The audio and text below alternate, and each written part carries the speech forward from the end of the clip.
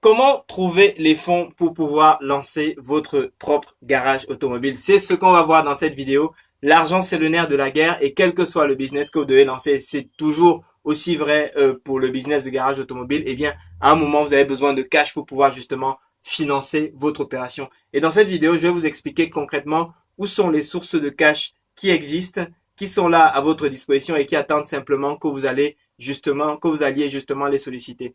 Alors, dans cette vidéo, ce que je vais traiter avec vous, c'est uniquement les problématiques, les sources de financement possibles lorsque vous êtes en situation de création. Je vous ai fait une autre vidéo pour les situations de reprise, par exemple, ou bien lorsque vous souhaitez juste recapitaliser votre structure, c'est-à-dire que vous existez, vous tournez déjà, mais vous voulez par exemple plus de cash pour augmenter les investissements, déployer, développer l'entreprise, etc. Donc ça c'est une autre vidéo parce que c'est pas du tout les mêmes outils de financement qu'il faut utiliser. Quand vous êtes en création, comment est-ce que vous financez votre projet de garage automobile? C'est ce qu'on voit tout de suite.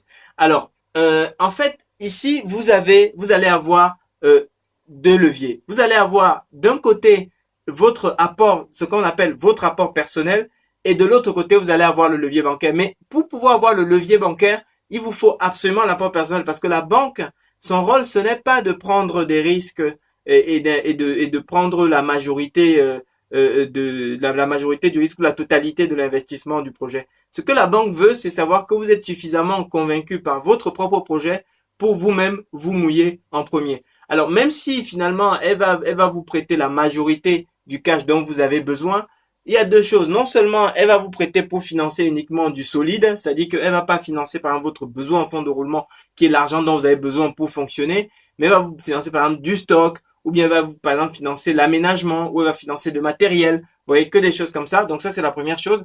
Et puis la deuxième chose, c'est qu'elle va vous demander à vous-même, eh bien, d'apporter justement votre part au gâteau, c'est-à-dire par exemple les 30 ou les 40 ou les 50% d'apport qui vont lui permettre de se dire, ok, il est suffisamment lui-même intéressé par son projet, il y croit suffisamment pour y mettre ses propres deniers. Donc ça, c'est la première chose.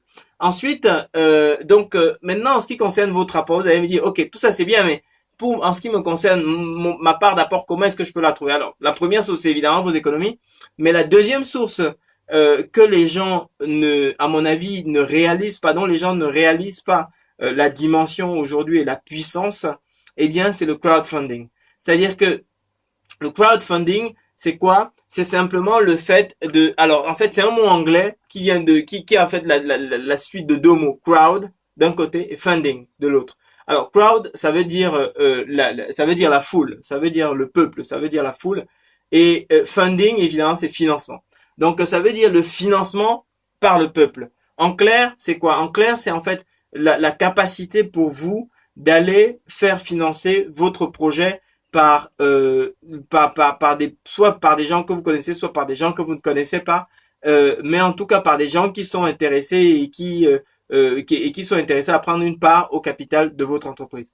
Alors, et là-dessus, le crowdfunding, alors je vais vous faire une autre vidéo par mais complètement dédiée au crowdfunding. Et d'ailleurs, j'ai fait un webinaire là-dessus. Je tâcherai de vous mettre le lien en commentaire. Le crowdfunding, vous avez plusieurs types de crowdfunding et tous les crowdfunding ne vous correspondent pas. Mais ce qui va vous correspondre et ce vers quoi vous devez certainement chercher, donc c'est le crowdfunding, là où vous allez lever les fonds auprès de ce qu'on appelle les 3 F, Friend, Family and Fools, c'est-à-dire vos amis, votre famille et puis ceux qui sont fanatiques de votre projet. Vous voyez? Donc alors, en mon avis, je pense que si vous cherchez, si vous ouvrez un garage classique, il y a pas de raison qu'il y ait de super fanatiques de votre projet. Les fanatiques, c'est souvent lorsque vous êtes sur des projets un peu atypiques, où vous allez par exemple créer, je sais pas moi, la voiture qui permet de s'envoler la nuit, enfin, ou des trucs comme ça. Mais pour un projet de garage auto classique ou de centre auto, si vous passez par une enseigne, eh bien en général, c'est vos amis, votre famille, où vous avez la capacité de lever les fonds. Et avec une démarche professionnelle, avec des outils professionnels, vous avez vraiment la possibilité de lever des sommes que vous êtes très très très loin d'imaginer aujourd'hui. Juste pour vous donner un ordre d'idée, on estimait que l'année dernière, au milieu de l'année, il y avait déjà eu, je crois, 20 millions d'euros qui ont été investis dans plus de 10 000 projets. Vous voyez? Donc, vous voyez, et si on imagine que vous avez besoin, je sais pas moi, peut-être de 50 000, peut-être de 100 000, c'est rien sur 20 millions d'euros qui ont été investis par des gens dans des projets. Donc, les gens mettent de l'argent dans le crowdfunding. Ce n'est pas juste un truc ubuesque qui passe à la télé, c'est une réalité et la tendance va être de plus en plus forte et vous devez capitaliser dessus.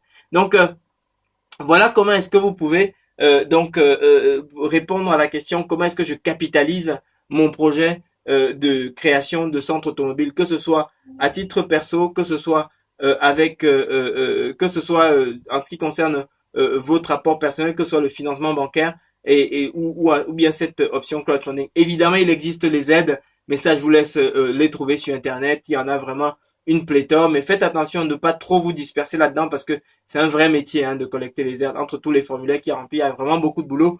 Bref, vous aurez besoin du financement bancaire. Ce financement bancaire sera adossé à votre apport personnel. Cet apport personnel, il y a vos économies d'une part, et de l'autre côté, vous avez la possibilité de solliciter du crowdfunding. Et je tâcherai une fois de plus de vous mettre le lien dans les commentaires. Si j'oublie, rappelez-le-moi, demandez-le-moi. Si vous avez des questions d'autres pistes de financement que j'ai pas évoquées, évoquez-les. Si vous souhaitez, si vous voulez approfondir le sujet, c'est une fois de plus dans les commentaires. Inscrivez-vous à la chaîne, likez. Enfin, c'est vraiment dans la chaleur humaine et dans l'échange qu'on va pouvoir faire réussir ce projet qui vous est si cher de création dans le domaine du garage automobile. Merci et très bon succès à votre projet. Merci.